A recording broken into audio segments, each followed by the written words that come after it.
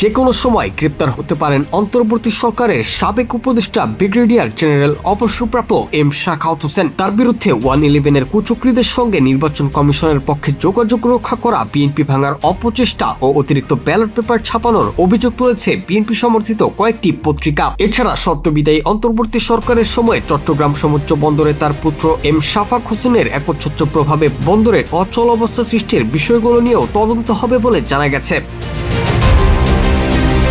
111-এর সময় এম শাখাওয়াত হোসেন ছিলেন নির্বাচন কমিশনের প্রভাবশালী কমিশনার। সম্প্রতি লেফটেন্যান্ট জেনারেল অবসরপ্রাপ্ত মাসুদ উদ্দিন চৌধুরী ও লেফটেন্যান্ট জেনারেল অবসরপ্রাপ্ত শেখ মামুন খালেদকে গ্রেপ্তারের পর এম শাখাওয়াত হোসেন সম্পর্কে চাঞ্চল্যকর তথ্য জানা গেছে বলে জানিয়েছে বিএনপিকে সার্ভিস দেওয়া কয়েকটি পত্রিকা।